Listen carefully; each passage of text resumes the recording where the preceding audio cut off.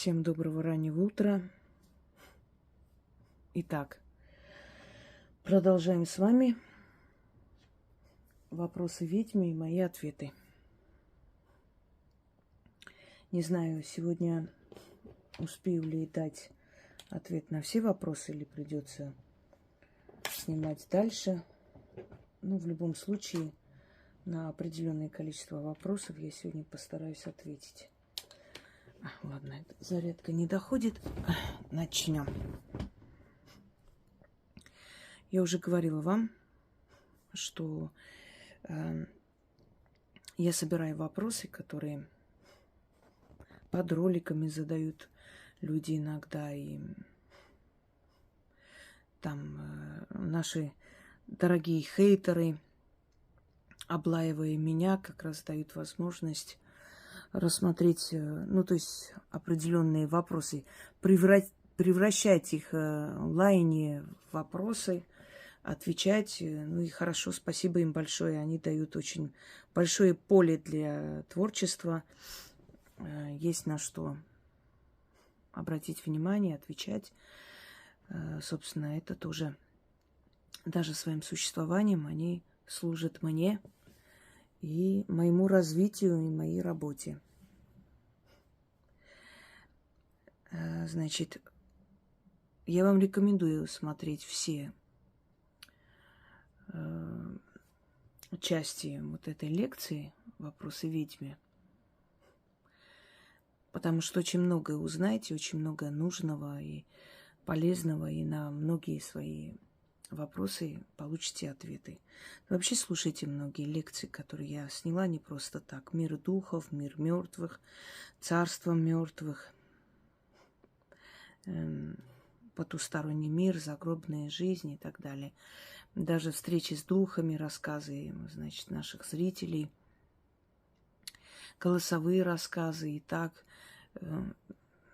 обряды и традиции похоронные. Что у нас еще есть? В общем, очень много.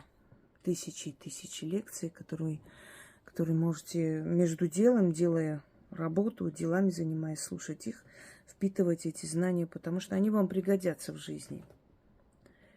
Там очень многое рассказано и сказано, то, о чем вы нигде не слышали. Но когда думаете об этом, понимаете, насколько они реальны и насколько они действительно действенные, работают. Начнем. Если женщина выходит замуж и меняет свою фамилию, меняет ли она свою судьбу? Может быть, лучше оставить девичью фамилию, если в роду этой женщины были достойные уважения предки? Хороший вопрос. Знаете, у восточных народов, у народов Кавказа иногда встречается, когда люди в браке, но у мужа своя фамилия, у жены своя фамилия. Так и остаются всю жизнь. С разными фамилиями. Некоторым приходится менять, потому что там с документами какие-то проблемы бывают. Им нужно как-то поменять, чтобы со своими детьми были одинаковые. Хотя это можно и понять, принести из ЗАГСа документ вступления в брак, но иногда обстоятельства вынуждают женщину менять фамилию, брать фамилию мужа. Последние годы пошла мода менять фамилию и брать фамилию мужа. Но на Востоке и на Кавказе вообще женщина как была то есть на своей фамилии, так и оставалась всю жизнь. Почему? Считается, что это отчасти отрыв от рода и присоединение к другому роду. И как это повлияет на жизнь женщины, это как русская рулетка. Может быть, очень положительно повлияет, если она в своем роду была нелюбимая дочь. Понимаете, как род – это же не только предки, это еще и родители, ближайшее окружение. Когда мы говорим про родовую память, мы вообще от своего рода никак не оторвемся никогда. Но есть такой момент, когда, например, от проклятого рода отчитываешь человека, да, вот срезаешь эти гнилые ветки дерева и оставляешь здоровые. У человека начинается новый род от него. Каждые 7 поколений род обновляется. И не дожидаясь вот этого 7-го колена, ты обновляешь род человека, если у него род проклят. То есть отсекаешь вот эту часть, которая там родители, бабушки, дедушки, смотря сколько там поколений, это же видно ведьме. Вот она эти поколения отсекает у человека, то есть убирает. Это происходит на ментальном уровне, это не объяснить. Вот как дождь останавливается или вызывается, или заговаривается пупочная грыжа, и она исчезает, заговаривается там на лице какие-то раны, язвы исчезают, да, и так далее. Это вот физическое проявление магии. Вы видите, что оно сработало, вот перед глазами это произошло. Вот действительно это случается, это получается. А другая часть магии – это ментальная часть на энергетическом уровне. Там меняется. Точно так же меняется, просто вы как бы видите уже результат в том, что у человека новая жизнь начинается. Вот и все. Здесь физически видно, что человек заговорил несколько дней, и грыжа исчезла. Вот заговорил несколько дней, да, и прорвало вот это вот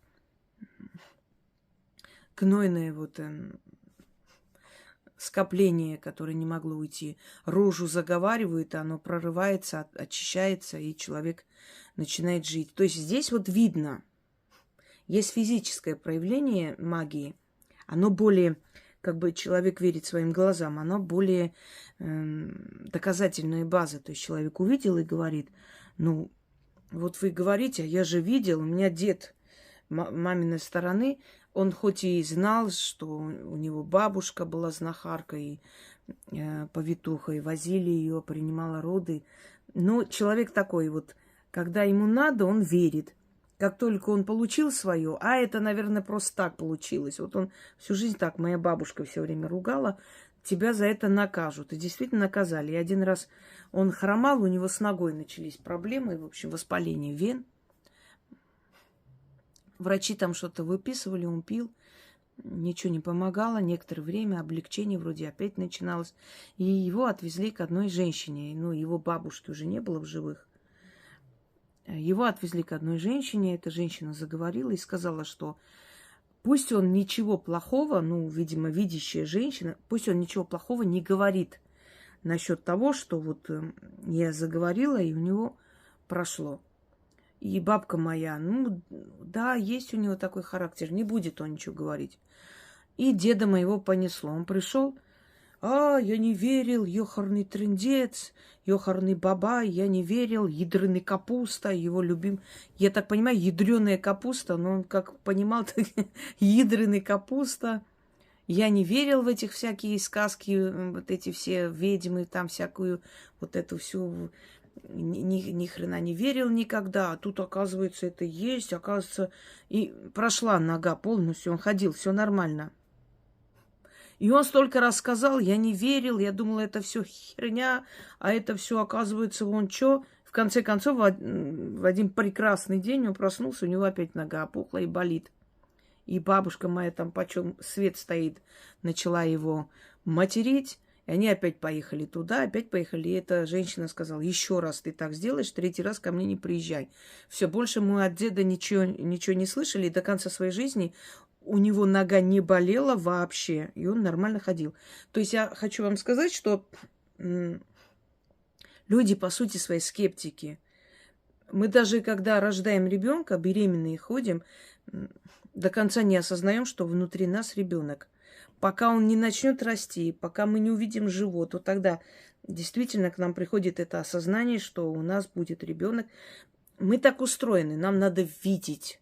Именно поэтому любая религия изначально запрещала всякое изображение и прочее, зная, что рано или поздно люди начнут поклоняться изображениям. Своего Бога я хочу видеть. Понимаете? Зная эту особенность человека, древние боги разрешали, значит, строить капища и ставить их изваяния. Они ж не так выглядели, да, вот. Но они понимали, что человек так создан, что ему надо видеть, что он есть, этот Бог. Вот он хоть так выглядит, хоть он там по канонам иконописи выглядит как-то страшновато, там все одинаковые, с выпуклыми глазами и со страданием в лице, но все равно он должен это видеть, чтобы осознать, что есть мой Бог. Ему нужно здание, куда он придет и осознает, что он есть, вот он мой Бог здесь, он здесь слышит, он видит, вот люди приходят, ставят свечки и так далее. В любой религии, в языческое время и сейчас человеку нужно видеть, чтобы верить. И поэтому есть физическое проявление магии, то, что ты видишь, а есть ментальное проявление магии, это то, что ты не видишь, но результат есть. Вот, например, человек нашел какой-то там подклад, да? Этот подклад не встал, там ничего не сделал, не сжег дом, не убил людей. Но он увидел этот подклад, и он понимает, что надо ждать беду. И случилась беда. Начинаются аварии, начинаются денежные потери, начинаются судебные проверки и прочее, прочее. И он понимает, что вот оттуда физическое проявление не видно, но видно ментальное проявление, которое переходит в реальность, осуществляется. Женщина не может родить, приходит к знахарке, та начитывает, что-то читает, все там, ой, ну там руками что-то навела, и что дальше? Вот она не могла родить 20 лет с лишним в браке ребенка. Приехала домой, через несколько месяцев забеременела и родила ребенка. Не видно же. Вот о чем я говорю, что работа ведьм, она делится на физическое и на ментальное. То, что видно, и то, что не видно. Но оно не видно, но результат вы видите. Понимаете, в чем дело? Ну, то есть положительно, отрицательно, смотря какую там программу она отправила во Вселенную. И вот в этом случае, если вы в семье нелюбимая дочь, если у вас не очень хорошие отношения с родителями, если вас угнетали, ваша фамилия вам счастья не приносит. Однозначно. И оно не имеет никакого отношения к вашим предкам в этом случае.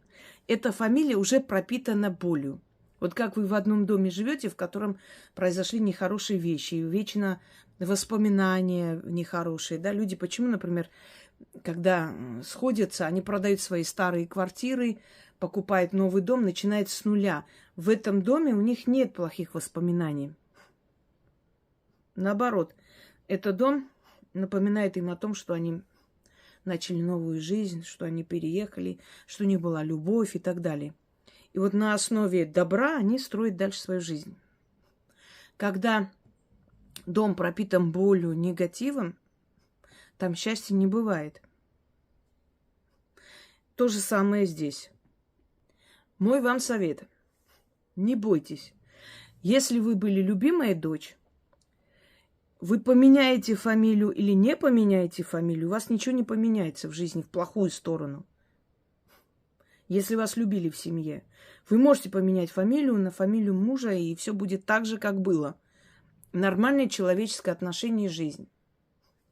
Но если вы не любимая дочь, вы поменяете фамилию, у вас поменяется жизнь в лучшую сторону. Даже если вы с этим человеком не будете жить, разведетесь, все равно эта фамилия вам принесет новую жизнь. Вас отсекут от той части рода, которая не очень хорошая. И вот род вашего мужа, даже после развода, даже после, если смерти этого человека, неважно, род вашего мужа отчасти будет вас оберегать как свою. Поняли почему?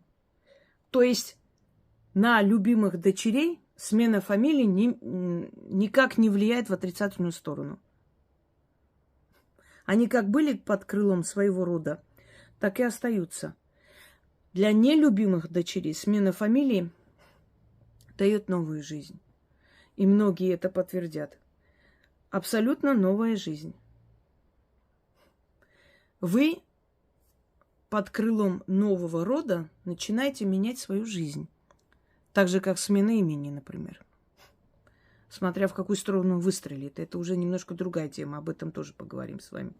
Уже говорили, кстати говоря. Вот. вам ответ. Меняйте фамилию. В любом случае она плохо на вас не повлияет. Дальше. Почему приходят духи? Как можно понять, что это действительно состоялся контакт с душой покойного, а не просто плод воображения? Если человек работает силами, но это не объяснить. Это подсознательно. Ты их видишь, чувствуешь. Иногда видишь их. Прям видишь физическое проявление. Они прям стоят и смотрят на тебя. Особенно это происходит, когда у тебя в жизни или очень хорошее состояние, или состояние влюбленности, или стресс, или человек пришел к тебе, и ты прониклась настолько его проблемой, что вот так вот включаешься вот к этим его предкам, и могут они прийти к тебе вот в этом воплощении человеческого типа, то есть и вот это вот силуэт человека. Во влюбленном состоянии женщине может показаться везде его, то есть ее возлюбленный. Вот глаза открываешь, подушка. Но это не подушка, это он лежит, смотрит на тебя. У тебя прям сердце ёкает, резко закрыла глаза, открыла, это уже подушка, тебе показалось. Вот висит полотенце, но ты заходишь и видишь, что человек стоит, он. Раз, и это полотенце. Это сущности играют с вами. Они вычитывают образ любимого человека и понимают, что каждый раз, когда ты его помнишь или думаешь о нем, у тебя сильный эмоциональный всплеск. И они этим всплеском эмоциональным питаются. И они все время показывают тебя его. На себя смотришь в зеркало, его лицо, но это доли секунды длится. Поражает тебя. А потом раз и все, обратно нормально. Духи иногда маскируются. Знаете, вот людям кажется, что это человек стоит, подходит, это дерево. И они думают, ну, наверное, мне показалось просто дерево как человек.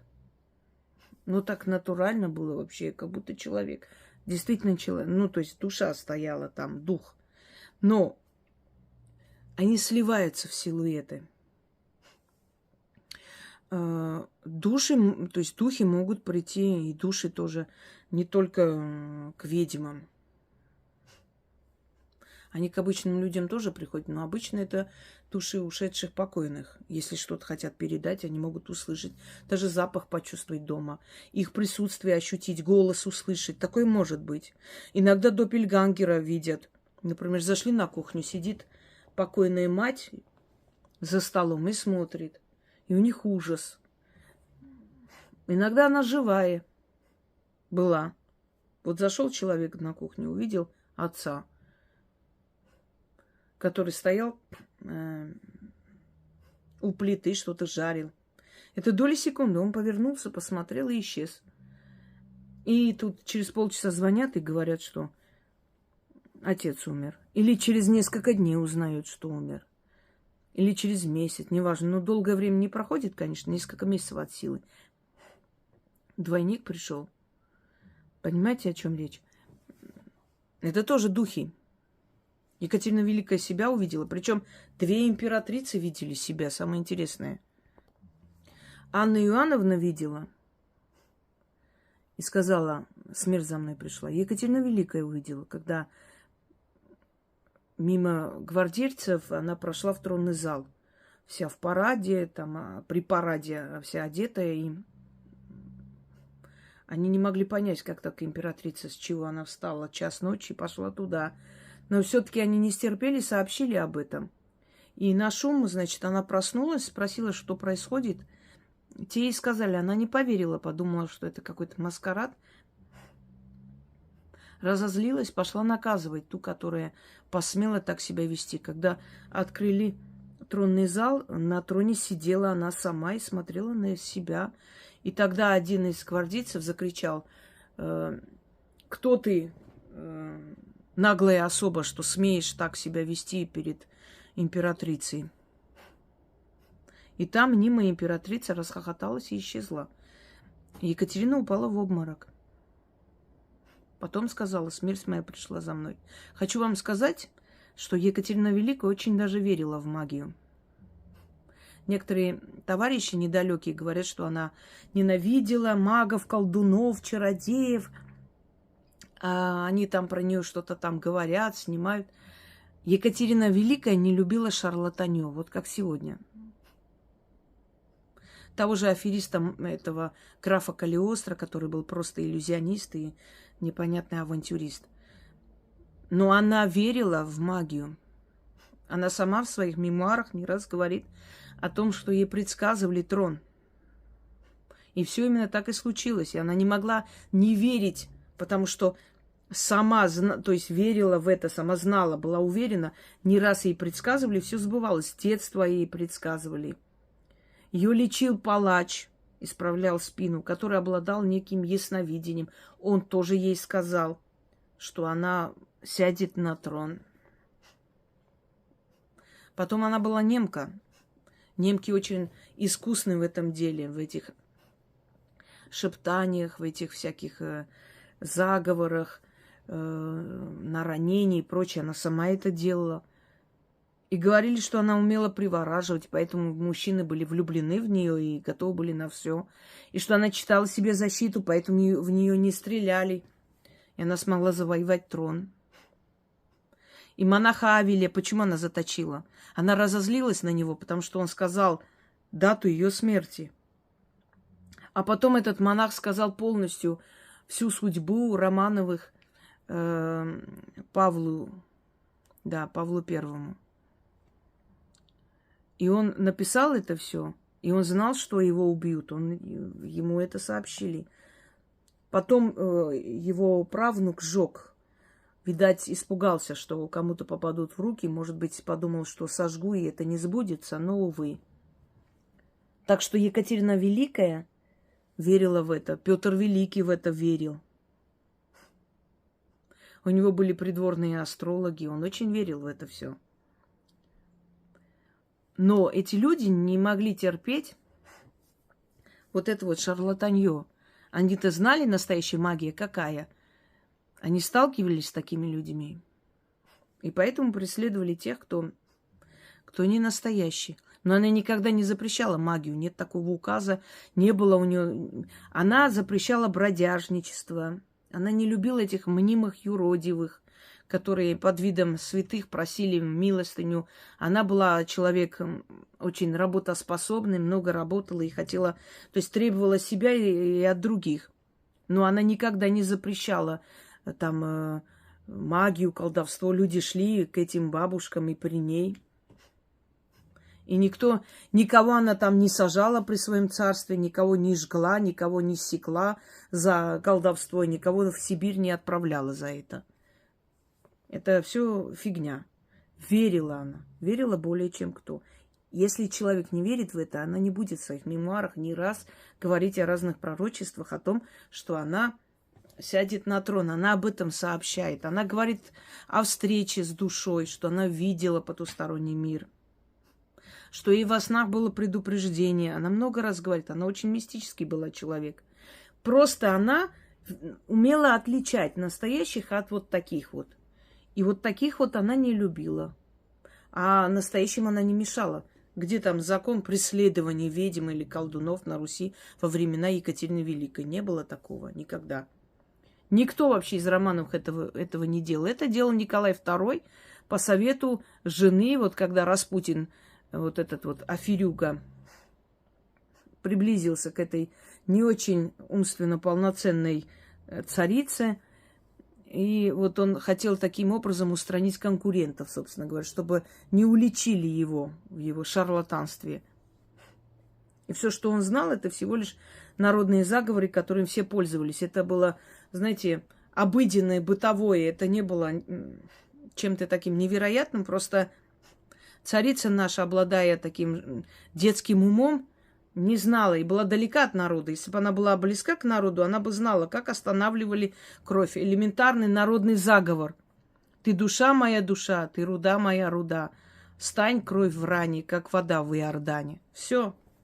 И вот он это говорил, и кровь царевича останавливалась, и вот она его, значит, возвысила до небес. Вот Распутин руками царицы, не самой умной, устранял своих конкурентов. Да, вот в их время срывали, забирали, секли, наказывали. И чем закончил Николай II?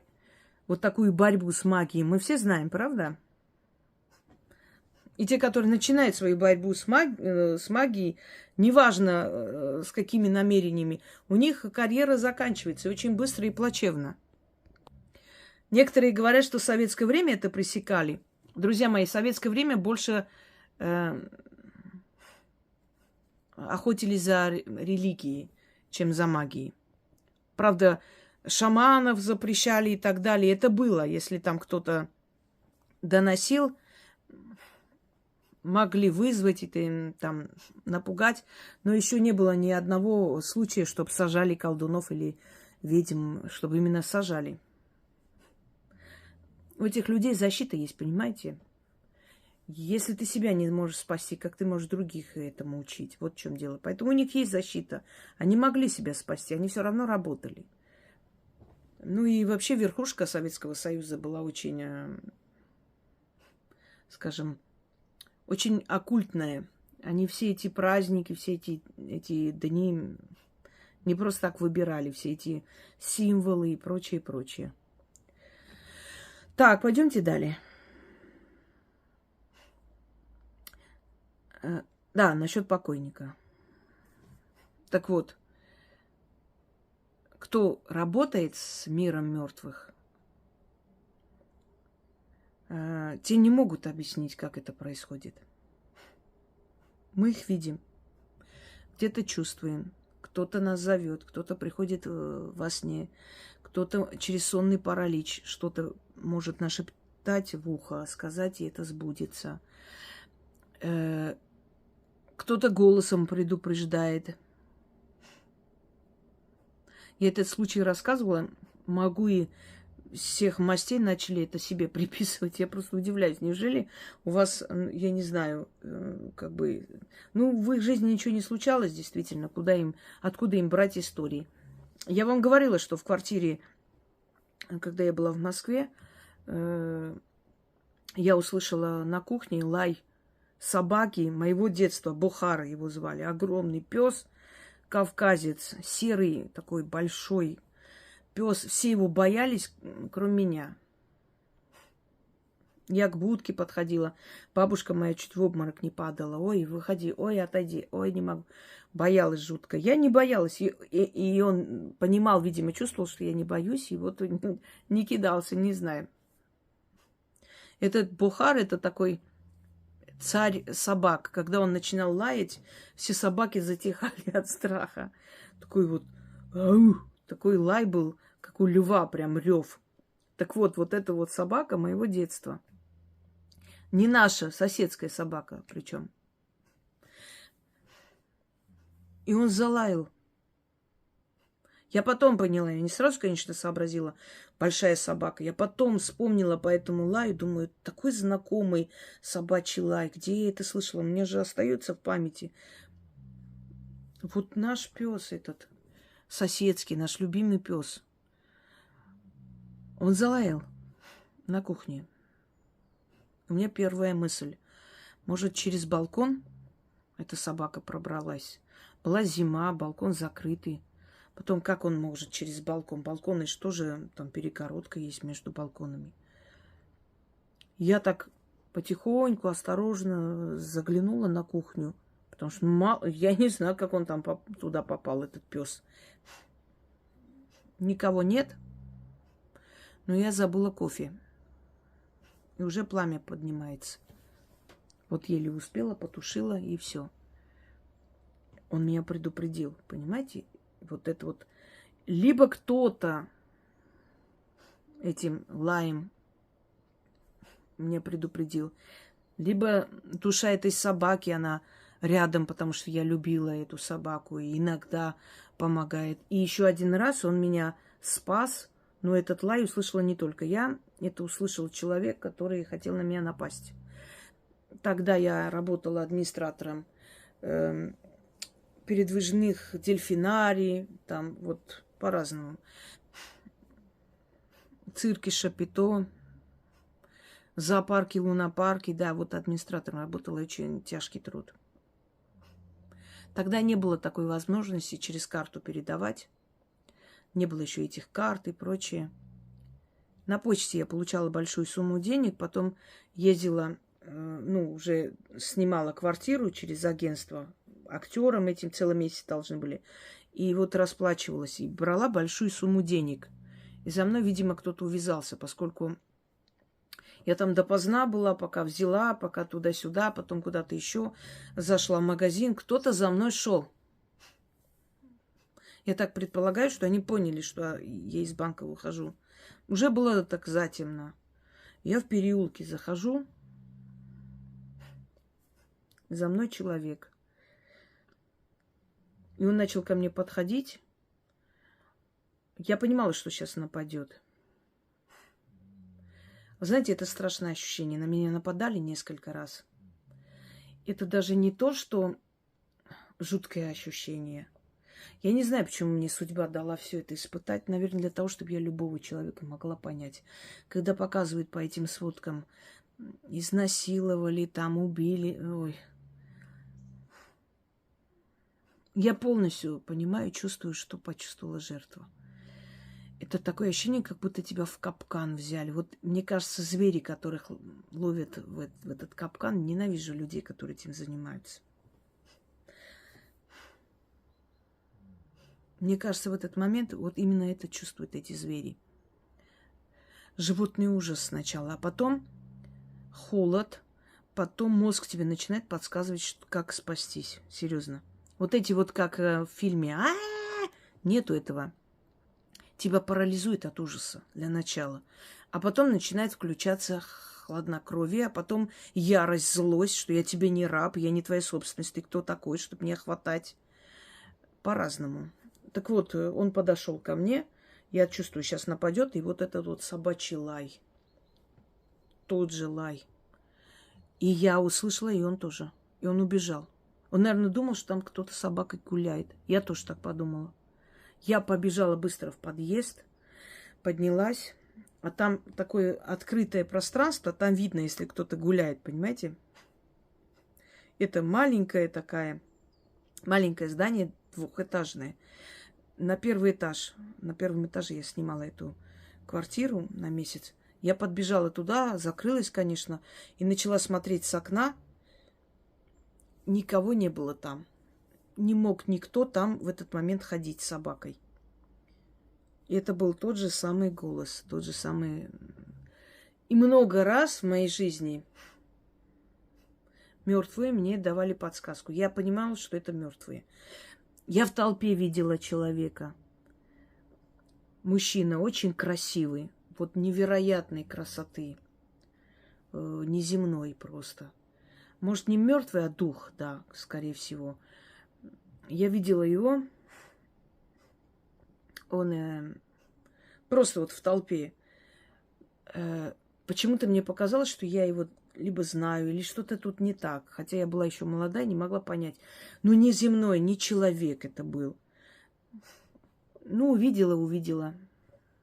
Потом сижу в беседке у своей второй бабушки, читаю книгу, а там проезжает вот эта Транскавказская магистраль. Прям через наше село. Ну, чуть подальше, это не объяснить. Это Кавказ, там вообще по-другому все устроено, сделано, и селение. Здесь селение вглубь уходит, понимаете? Вот идет большая магистраль, а рядом село. И внутри села есть дороги и так далее, это другое. А там через селение проезжает. Вот часть села на этой стороне, часть на другой. Вот так, таким образом сделано. Поэтому часто и собаки, и кошки, и люди попадали в аварию, потому что там центральная трасса, к сожалению, она забирает жертвы. Она дает человеку дорогу и берет свою жертву, понимаете? Берет своих, как вам сказать, стражников. Люди там гибнут, и много лет их душа там остается. принадлежит духам дороги, служит им. Так вот, читаю книгу, и проезжает машина. Я поднимаю глаза и смотрю, и на меня смотрит тот самый мужчина с теми же вот глазами, взглядом. Просто шофер сидит, такое ощущение, как будто шофер не знает, что рядом кто-то сидит. Понимаете, он просто едет, он подъезжает, просто, видимо, хотел понять, где он находится, или дорогу искал. И он так медленно проезжает, и я смотрю, он на меня смотрит, и я на него, у меня такой ужас был. Меня парализовало на месте, просто пригвоздило. С малых лет я их видела, просто не понимала, что это духи. На улице у нас огонь вот этот был, бродячий огонь. Я об этом вам говорила. Они в виде огня. Я выглянула в окошко, все наши спали, дети у нас, мои братья, сестры двоюродные, лето, все они там, отдыхаем, балуемся. И они уснули. Я не знаю, по какой причине я встала, то ли воду пить, то ли еще чего-то. И заглянула в окно.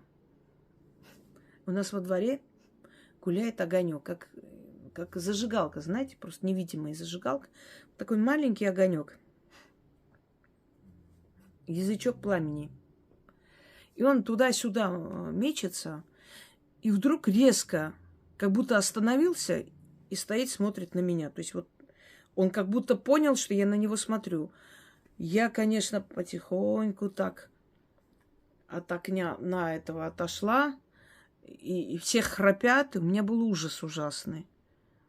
В тот момент я не понимала. Духи звали нас. Звали в лесу. Жуткое зрелище, я вам скажу, страшное очень. Я поняла, что это духи. Мы пошли все вместе за дикой ежевикой. Я как-нибудь расскажу вам свою жизнь, сяду, вот эти мемуары все-таки начну. Оно очень, очень много, очень необычное, насыщенное все в моем детстве, юности. Пошли за этой ежевикой, и нас начали звать. Прям по именам. Вот собираем ежевику, и сзади вот голос. Жанна. Жанна. Это мою сестру двоюродную. Она такая повернулась на меня. Чё? Я говорю, ничего. Сначала она услышала, потом я услышала, что ее позвали.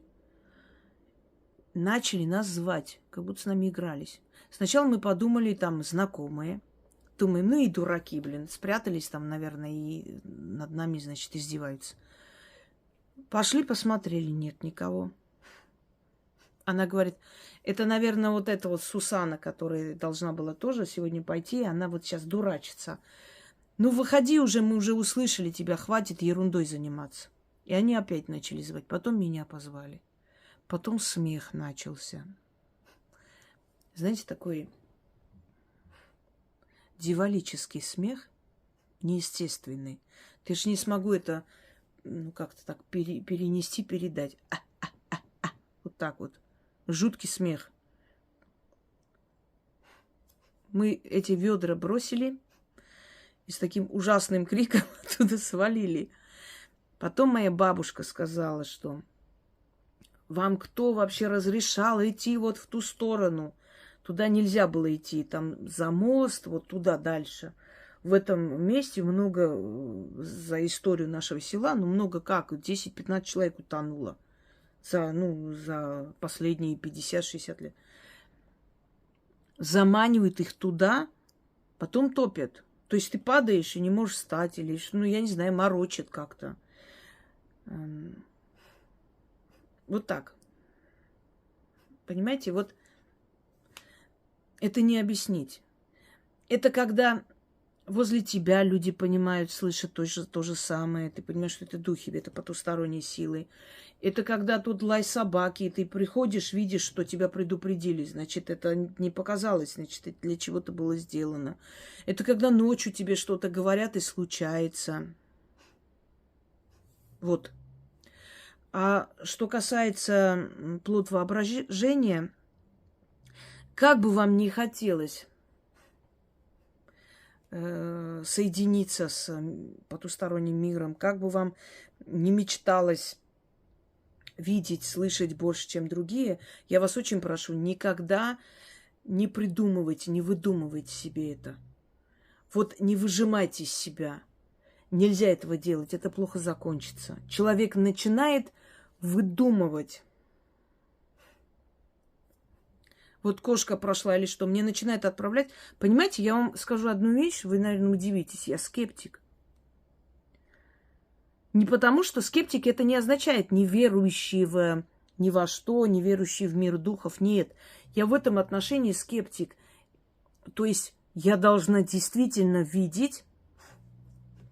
Я вам сейчас покажу. Я вам сейчас покажу кадры. И вы сами, значит, убедитесь в том, что вот я должна это видеть настолько вот четко, 100%, чтобы верить, что это правда. Просто иногда мне отправляют фотографию, вот отражение в стекле автобуса, вот духи смотрят. Я говорю, послушайте, ну это отражение в стекле, это отражение на воде, не фантазируйте. Но есть реальные кадры, которые, ну, никак не сможешь отрицать. Мне нужны четкие доказательства, тогда я верю, что да, это есть. Не фантазируйте, не выдумывайте, сами себя не обманывайте, нельзя. Если вы научитесь и возьмете в привычку себя обманывать, ваш мозг всю жизнь будет вас обманывать. Во всем. Человек не любит, а ты вот всеми силами думаешь. Такие люди, они вот такие, они придумывают свой мир и с радостью. И вот не любит тебя человек, а ты придумала, что любит. И начинается мучение. А если ты трезво смотришь, да, например, тебе он не нужен, потому что он тебя не любит. А вот такие люди, они вот, ну, просто сочинили, придумали, поверили в это. И, короче говоря, плохо заканчивается. Давайте я вам сейчас покажу кадры. Вот, кстати говоря, это мои здесь все эти афоризмы. Я просто ВКонтакте немного обновила страницу, давно не заходила туда.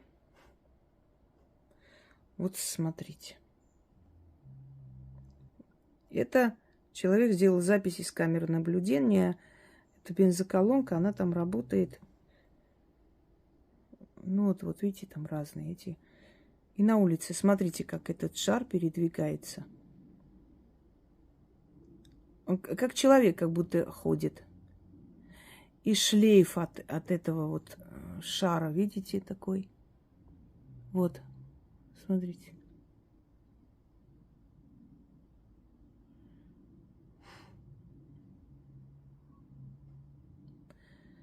Это дух? Да. Это сущность. Смотрите. Он как будто знает, куда он идет.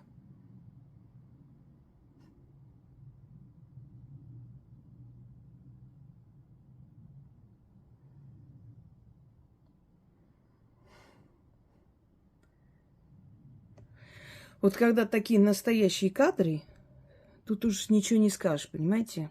Отрицать глупо. То есть, как понять? Не спешите с ними встретиться, не радуйтесь встрече этим духом. Для обычного человека это ничего хорошего не сулит. В редких случаях приходят наши предки и о чем-то сообщают нам. Чаще всего это бродячие энергии, которые приходят, чтобы нас запугать и получить энергию страха. Потому что они этим питаются. Как можно объяснить наличие у человека такого заболевания, как латентная шизофрения? Это некая форма одержимости или источник энергии для низших сущностей или что-то другое?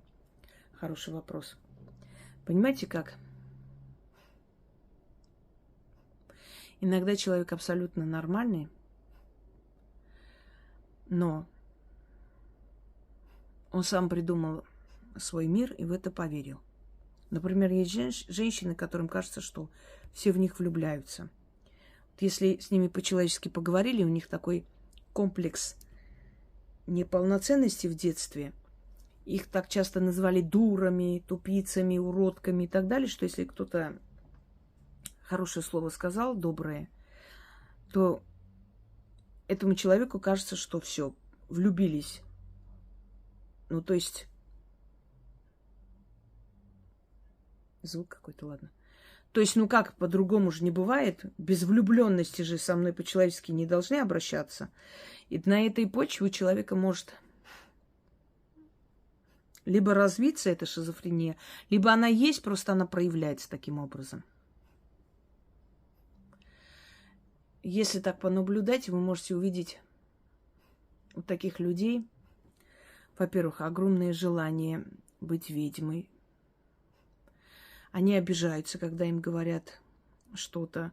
Иногда люди абсолютно далекие от магии, да вообще недалекого ума, начинают писать мне, что они ведьмы, колдуны. Одна женщина, например, замучила меня уже с разных этих аккаунтов. Не буду называть, кого она просит спасать, одного известного человека. Умоляю, прошу, спасите. Я даже ради интереса прогуглила посмотреть, что с этим человеком случилось, что она мне пишет постоянно. Может, она услышала, что у него какая-то беда, и вот ее заклинило. Нет, нормально все у этого человека, ничего не произошло.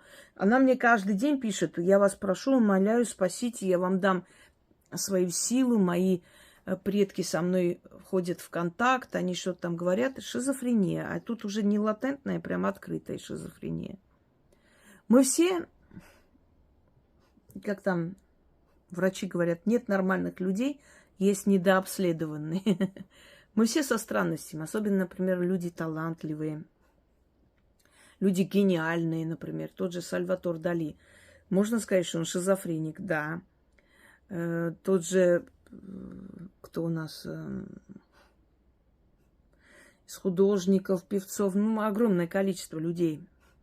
С такими людьми очень тяжело. Они хоть и гении, но с ними... То есть находиться с ними в одном доме, в одной семье очень непросто. Они не из мира сего. Я думаю, что вообще такие люди не должны рожать детей и создавать семью. Не в плохом смысле, просто не должны. Им это не дано. Они от этого страдают, и страдают те дети, которые родились у них, и те женщины, которые с ними связались, или мужчины. Они в этот мир приходят для служения вот тому божеству, откуда они присланы сюда. Поэтому в каком-то смысле шизофрения скрытая, она может помочь человеку стать гениальным художником, гениальным актером. Перевоплощение, они могут себя почувствовать такими. Вы знаете, был такой армянский актер, которого считали один из величайших актеров 20 века, Ваграм Папазян. Так у него из рук, знаете, сколько раз вырывали Дездемон, закрывали занавес и вырывали, одну чуть не задушил. Жену дома чуть не задушил. Соседи спасли. Он переживал каждую роль, как будто он не играл, он жил жизнью героев. Пожалуйста, в этом случае вот эта шизофрения латентная, представить себя другим, она сыграла хорошую роль. То есть это можно приписать, что гениальный актер настолько перевоплощается, что просто не отличить. Но это где-то болезнь, понимаете, до такой степени. Некоторые после роли не могут прийти в себя, плачут много дней, значит, по-моему, есть «Бездна» называется, или «Трясина», фильм, где играет Нонна Мордюкова, когда она прячет младшего сына во время войны. И когда старший возвращается, оказывается, он не погиб, она его не пускает домой. Потом сын начинает сходить с ума. Почему ты меня спрятала? Из-за тебя я не смогу жить. она вот уже в такое состояние впадает, что, в общем, она умирает в конце концов. Чуть ли не в полусумасшедшем состоянии умирает, и сын, ему деваться некуда, он выходит, он начинает, он приходит к этому председателю, они все удивляются, они-то думали, что он погиб. Но на Мордюкова полгода не могла оправиться, она думала, в дурку попадет. Она просыпалась по ночам, кричала, звала этого сына. Шизофренией можно назвать? Можно отчасти назвать. Человек так вжился в роль, он поверил, что это она. То есть она поверила, что это она такая подлая, что она скрыла сына. Как такое могло быть? Но если эту шизофрению направить в нужное русло, то мир узнает о гениальных актерах, о гениальных режиссерах, про гениальных писателей. Понимаете, это вот расстройство психики, если направить в правильное русло, если так можно сказать, то перевоплощения просто невероятные. Вот и так и выходят Анна Марьяни, Марчелло Мастрояни и так далее, которые играют так, что просто веришь, что он и есть. Забываешь, что перед тобой Мастрояни. Ты веришь, что это вот тот самый несчастный, бедный пленник, который там должен выжить в концлагере. У людей искусства, если не будет какого-то психического расстройства, они не станут такими, какими мы их видим. Просто не станут. Абсолютно психически здоровый человек, который полностью владеет ситуацией собой, ему тяжело удаются эти роли. Он внутри протестует. Вот этот барьер, он должен упасть, понимаете? Не каждый может стать актером. Вот ты должен играть злого человека. Ты по натуре добрый человек, не можешь играть злого. Или наоборот, ты злой человек, ты не очень хороший человек. Ты должна играть очень добрую женщину, чтобы поверили. И вот внутри тебя барьер. Это же не я ж не такая. У тебя не получается это зло играть. Фальшивишь, что-то не так. А вот когда у тебя есть то самое отклонение, что, то есть ты не такая, как другие, это не обязательно шизофрения, называйте то самое отклонение, барьера нет. Ты в один момент поверила, что ты Клеопатра, и ты сыграла. Так сыграла, что весь зал или потом фильм, все пришли в шок, в ужас. Обычно это дано драматическим актерам. Они и реветь могут, и плакать, и так они сыграют, что просто люди сходят с ума от этой боли. Как это возможно? Должно упасть вот это забрало, понимаете, которое не дает человеку почувствовать себя другим. Как? Я же не она. Вот как я могу вот сейчас притвориться? Вот, ну, не получается. Так что вот эта вот латентная шизофрения, она отчасти иногда бывает очень даже полезна для некоторых профессий. Если, конечно, она не превращается в безумие уже, конечно. Это не форма одержимости. Это способность входить в состояние измененного сознания. Между мирами находиться. Понимаете, когда одну актрису спросили, как вы играете, вот сложно ли вам играть, она сказала, я, например, мне кажется, что все могут так сыграть, как я. Для меня это настолько несложно. Я так счастлива, что у меня такая профессия.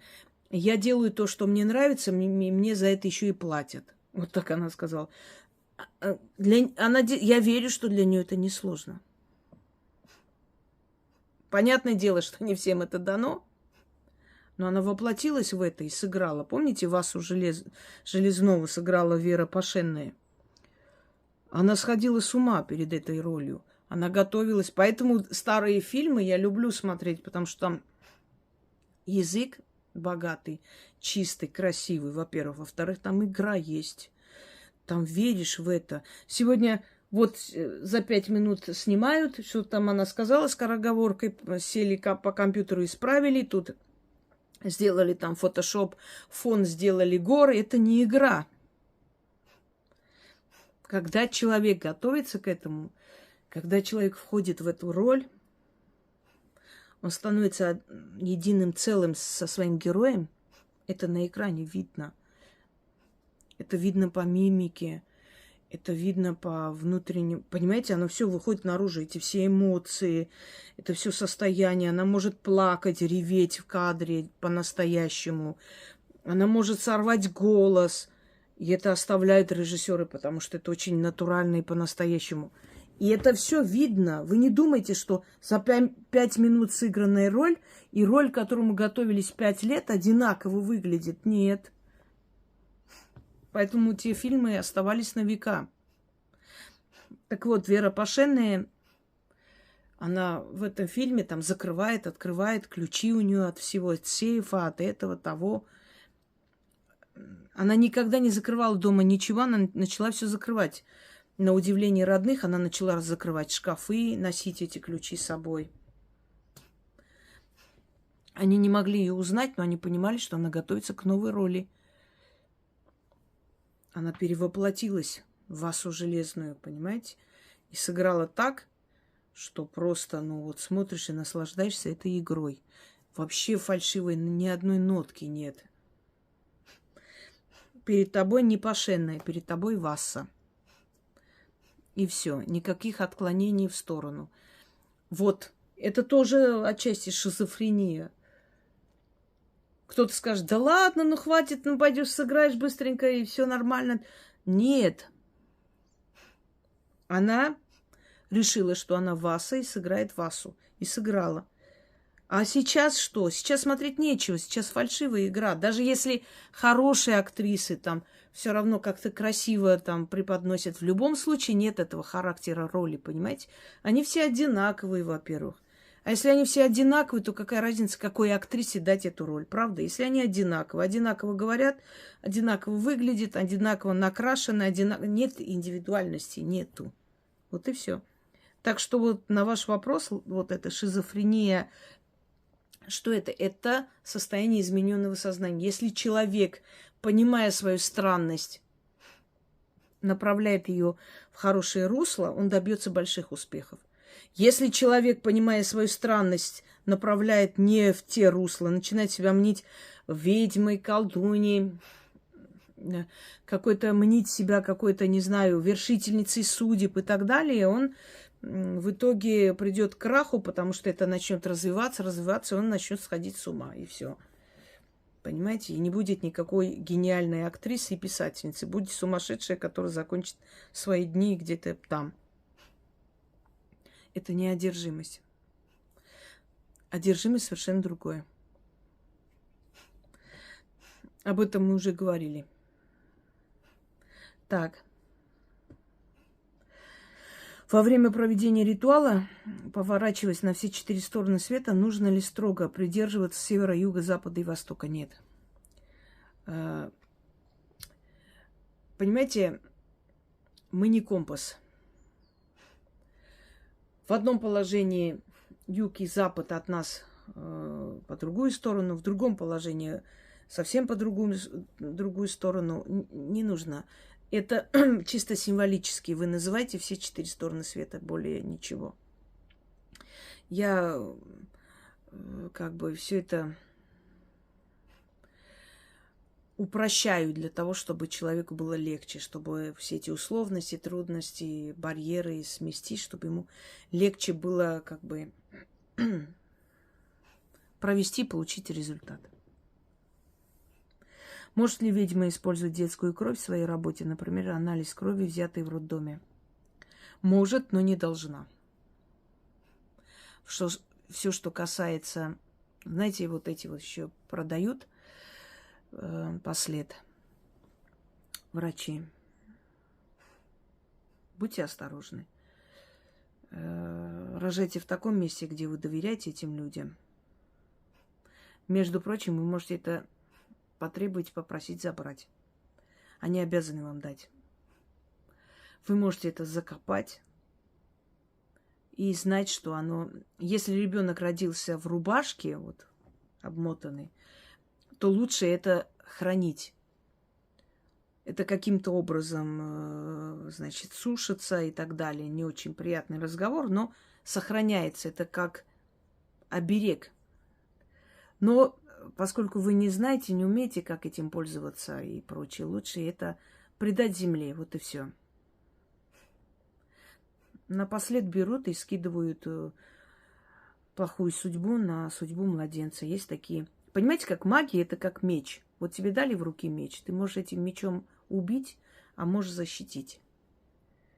Это уже дело совести, но за все, конечно, придется отвечать. Хотя, если ведьме позволяют, значит, позволяют ей это сделать. Но в любом случае есть моральный аспект. Нет. Все, что касается ребенка, ничего нельзя делать.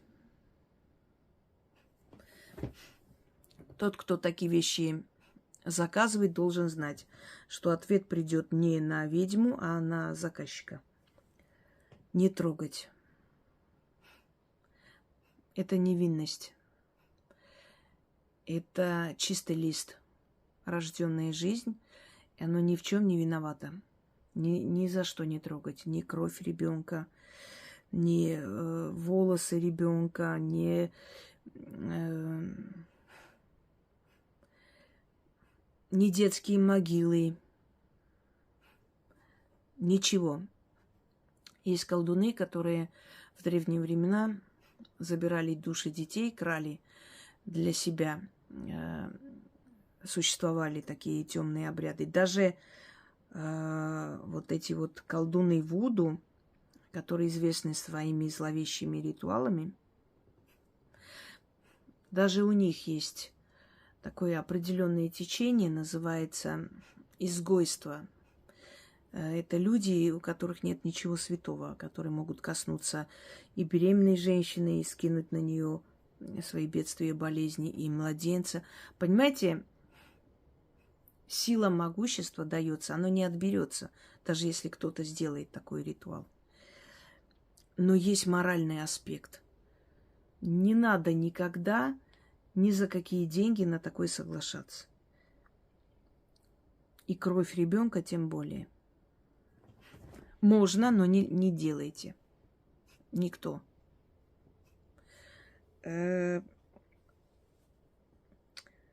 Неизвестно, как род защищает этого младенца, для чего он родился. Может так ударить. Может ударить и того, кто делает, и того, кто заказал. По-разному может быть. Но больше всего того, кто заказал.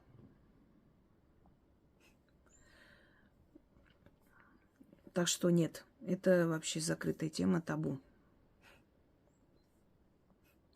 Такие недобросовестные, нехорошие поступки не совершайте. Я вообще даже против приворотов. Не совершайте насильственные действия. Человек не обязан вас любить. Не любит, не трогайте его. Может, у вас впереди более счастливая жизнь. Зачем себя мучить? Это порча. Зачем поганить ему жизнь и себе жизнь? И против порч. Знаете почему? Вы можете не знать, вы можете думать, что этот человек вам вредит, а он вообще ни при чем. Вот когда вы снимаете себя или делаете на возмездие, духи сами находят виноватого. И тут уже ответственности на вас нет никакой. Вы не назвали ни имя, ничего. Вы сказали, кто мне делает, кто мне завидует, кто мне портит жизнь. Вот тому вернитесь. Они сами знают, кто это делает, и вернутся. И с вас уже никакого спросу не будет.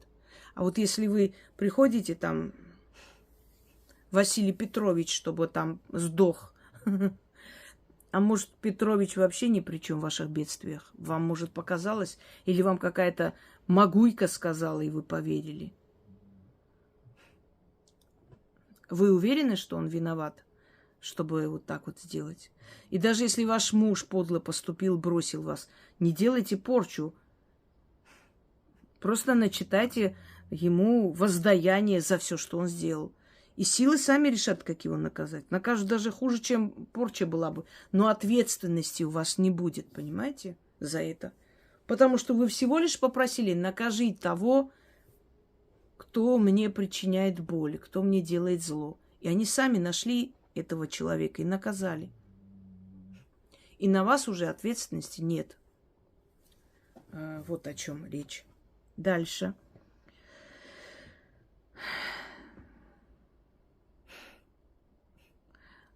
В чем секрет популярности ведьмы и искренней любви к ней людей, есть ли таковой? Секрет популярности ведьмы, если она популярна становится, если она действительно популярна, а не реклама, там, приходите, всех научу, всех сделаю ведьмами, а именно ведьмы, которые ходят, доверяют, верят, благодарят. Это ее работа. Это результат. Она просто не отклоняется от своей дороги, вот от своего пути, от своего предназначения. Ее отправили помогать людям, она помогает. Ее отправили помочь, там, учить, объяснить, что и как делать. Она это делает. Если она выполняет ту функцию, ради которой ее сюда отправили, то наградой будет любовь людей, благодарность и так далее.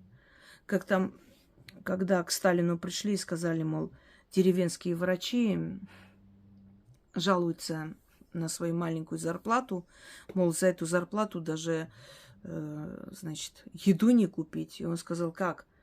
Если врач в селе, если он действительно хороший, да его же хорошего врача народ прокормит. Значит, хреновые они врачи, раз им никто ничего не несет. Он же понимал, что люди платят уткой, гусями, картошкой, сахаром и так далее. Село. Это какой же ты врач, если тебе не несут и не благодарят? И вот я немножко поменяла и сказала, хорошую ведьму народ озолотит. Это ж какая ты ведьма, если тебе никто не дарит ни украшения, ни красивые дары, ни вещи, ни деньги, извините меня. Ну, правда. Ну, какая ты ведьма? Если тебе никто ничего не дарит и не благодарит. Хреновая ты ведьма. Значит, ты ничего не умеешь и не делаешь. Идите, я вас научу, как быть богатыми, а сама в сраном халате, в старом доме, никакого развития в жизни, ничего. Как ты можешь научить, если ты сама не знаешь, как надо это делать? Согласны? Ну, по результатам. И по благодарности. И... Я, понимаете, я родилась в такой семье, где заговаривать, там, снимать с глаз, снимать страх, испуг и так далее, и так далее. Это все было обыденным делом. Никто не говорил, ой, бабушка, ведьма моя, там что-то умеет. Просто люди приходили, здравствуйте, здравствуйте, все сельские или откуда приезжали, приходили с детьми, с этими, их чепчики несли с булавкой.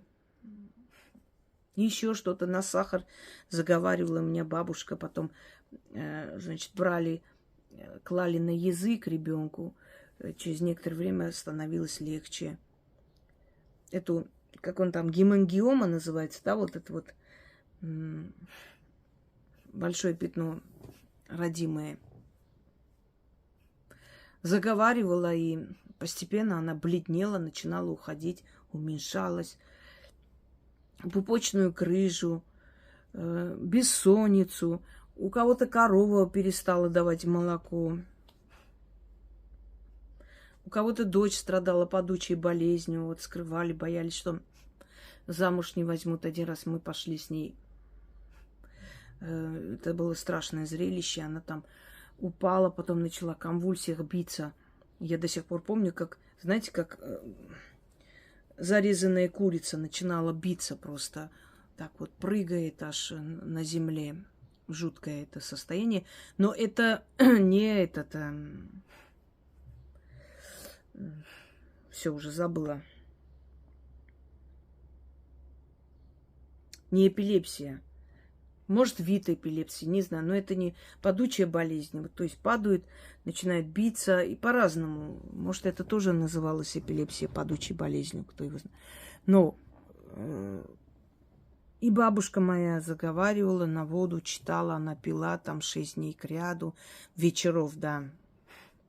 И почему-то всегда мы ходили, и вот это вот, когда была ночь уже, вечер, Меня отвели, потому что, видимо, я внучка, не получалось у нее или что. Это уже моя прабабушка умерла, это была уже моя бабушка, папина мама. К нашей бабушке Маруси, которая сняла у меня страх. Я же как-то рассказывала. Я увидела льва в открытое окно вечером. Я увидела льва. И всю жизнь они мне снятся, эти львы. Всю мою жизнь. Это вот тотем моего рода, и они всю жизнь. Каждый второй сон лев. Вы не поверите, это реально. Лев, лев, лев. И я вот обязательно знаю, что я во сне увижу льва. То львы ходят, то львы приходят. Один раз увидела такой ясный сон просто. Но это даже не сон, наверное, междумирье какой-то. Что вот я стою перед большими дверями, и львы пытаются открыть эту дверь, бьют, значит, лапами. Дверь разбивается, я возле окна стою в ужасе. Не знаю, что делать, окно открыто. И вот эти львы, значит, разбили эти двери. Вы не представляете, какое это живое состояние, живые эмоции, ужас и страх, понимаете? Жуткое состояние бывает. И они вот, целый прайд львов, ворвались ко мне в комнату. И я прыгнула, сиганула с окна от страха. Я даже не знаю, какой ужас с этим можно сравнить. Я проснулась, вот аж прям у меня 7 потов сошло от ужаса. Яркий сон. Так вот, первый раз свой тотем лев. Я как-нибудь вам скажу, как их определить. Если сейчас эти могуйки не побегут снимать, конечно.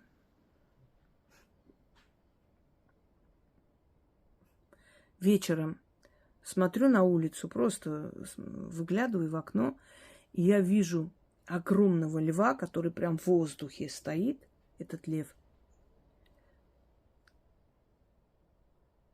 И такой жуткий рев, рык, львиный рев. Ну, как львы там, вот этот грозный рык. Жуткий грозный рык. Такой красный, знаете, рыжий большой лев. Очень красивый, криво. Я смотрю на этого льва и не могу понять вообще, я не могу шевелиться. У меня вот парализовало, и стою, смотрю. И я вижу большую собаку белую, которая как будто рядом со мной оторвалась, как алабай, и побежала к этому льву. Этот лев откусил ему голову. Вот натурально вот эта вот кровь.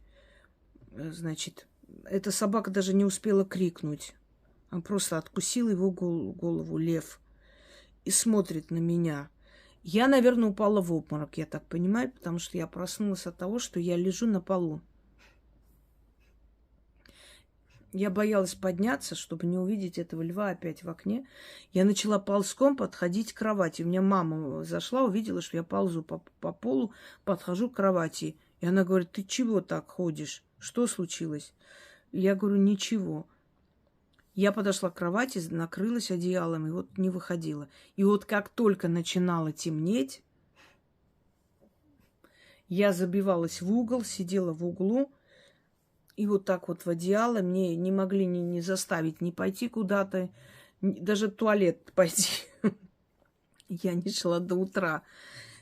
И спала там с бабушкой, еще где-то. То есть, чтобы рядом обязательно был человек. И они поняли, что у меня жуткий страх. Я чего-то жутко испугалась. И отвели вот к этой бабушке Марусе, которая снимала мой страх 3 ночи кряду. Абсолютно прошло. Все прошло, рукой снялось, осталось только воспоминание. Вот кто это был. И вот когда люди рассказывают, что перед тем, как перенять эту силу, они видели змею семиглавую, еще что-то. Я знаю, что это не сказки, понимаете? Это реальность. Вот он зачем проявился? Потому что через некоторое время моя прабабушка умерла. И вот я связываю это. Оно мне показалось. Мне просто сказали, ну почему он откусил голову этой собаки? Собака, с одной стороны, это дружба, но, может быть, в этом отношении это лающий персонаж кто-то. Может, мне хотели показать, что всю жизнь будут на меня лаять, но тот самый мой лев будет кусать, отрывать им головы и не даст ничего мне сделать и навредить. С одной стороны, не укусят они меня, не подойдут. Лев, защита моя, понимаете? Вот сила моего рода, она так проявилась, она так пришла. И таких событий огромное количество к теме о духах. Бабушка моя, когда умерла, я была в школе. Вот сейчас точно не помню, то ли 2 класс, то ли 1 класс. Настолько уже память. Я была в школе. Нет, подготовительный класс я ходила, вот. Я еще даже не училась там. Мы писали какой-то диктант, что-то нам, уже буквы нам сказали, уже все сказали. И огромный шар, знаете, как дискотека 80-х, вот это, который сверкает. Вот такого же типа, только воздушный. Такой воздушный сверкающий свет. И я смотрю, и этот шар приближается ко мне, огромный. Никто не видел, кроме меня. Я поняла, что никто не видит его. И я пытаюсь сказать им, как будто онемела, не могу сказать ничего от страха. Я понимаю, что сейчас упадет, как люстра мне на голову.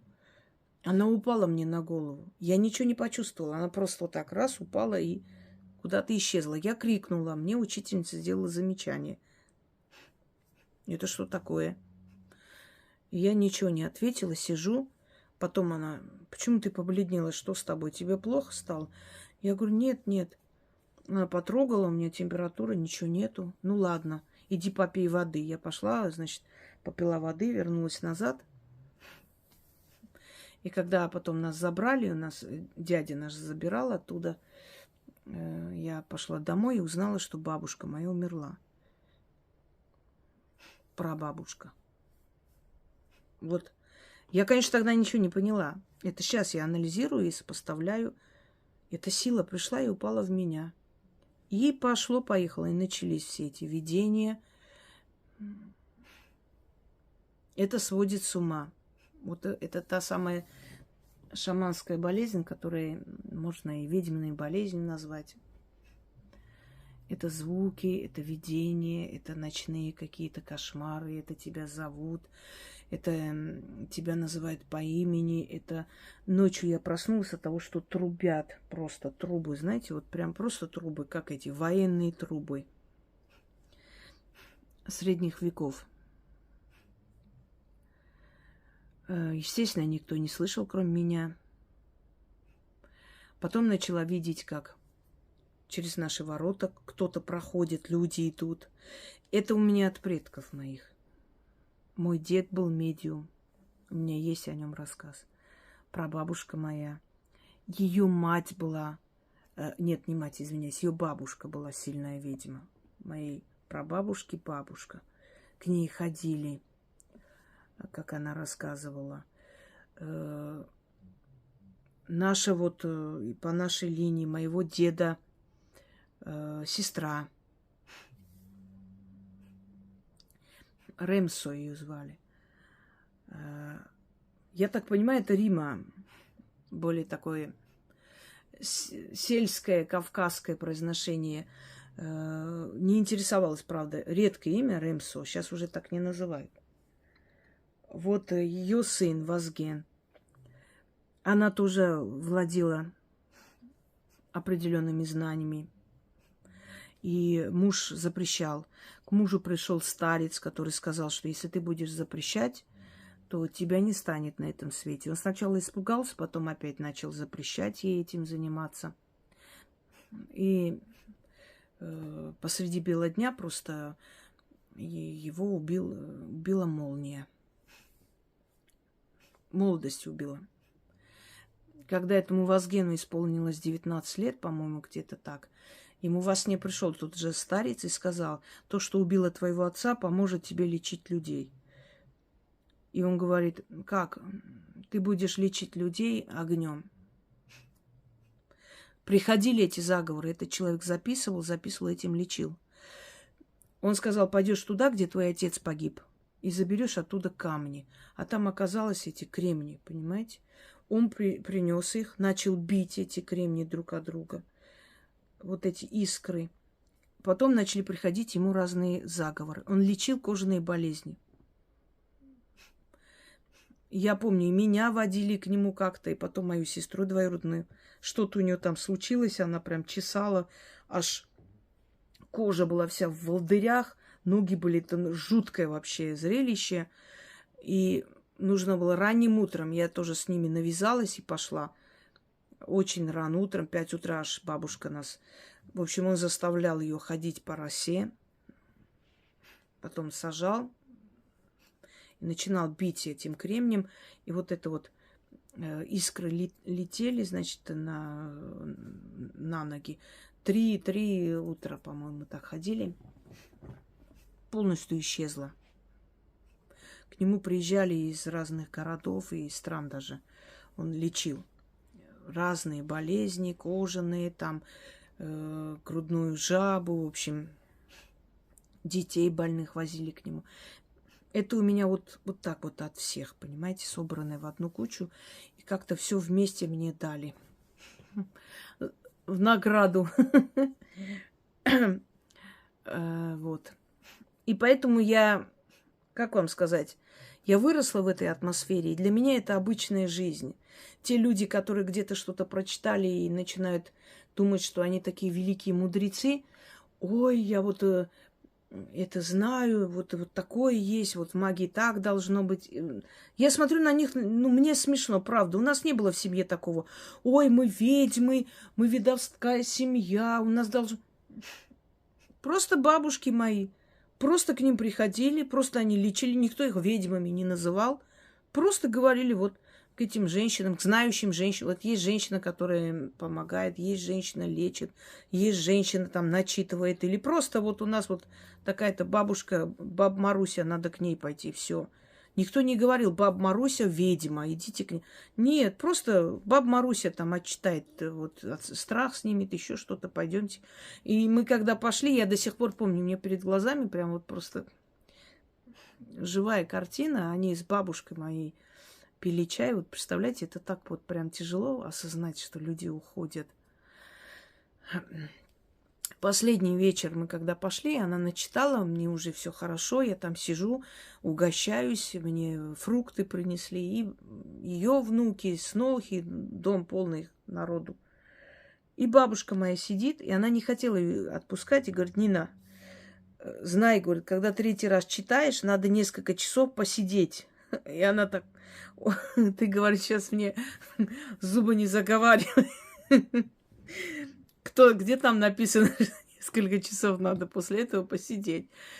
И они дружно посмеялись. И вот этот смех я до сих пор помню. Она хотела просто подольше нас удержать у себя в гостях. Ей было скучно, видимо. И она сказала, что когда начитываешь последний вечер, надо несколько часов, чтобы ты у меня посидела. И она, ну, Марусь, ты даешь. Маруся была очень красивая женщина. Очень. Она была грузинка, голубоглазая, светлая кожа и блондинка. Это вот ее красота передалась ее дочерям, внучкам. Прям вот настолько сильная по линии пошло вот это вот голубоглазость, светлость. Блондинка была просто. Это на Кавказе очень редко. Натуральная блондинка и очень красивая женщина. Ну, ушла, что? Как мы все уйдем когда-нибудь. Все, друзья мои. У нас уже 5:30. Пойду немного отдохну. Рада, что вернулась к работе. Прям соскучилась по работе. Интернет у нас хреновый, пока загрузится туда-сюда, уже нервы. И поэтому я так не люблю. Если я сняла, я хочу загрузить, чтобы люди это взяли и на заметку, наслаждались и так далее. Вторую часть, ну, то есть следующую часть, уже не вторую. Вот, так. Сейчас вот даже отмечу, до какого места я все. Вот. Секунду. чтобы помнить, с какого места я завершила, и продолжать. Сегодня очень большие, грандиозные наполеоновские планы. Ну, немного есть дела, надо будет доделать, а потом вернусь к каналу. Всем удачи, всех благ и доброго утра. Всем.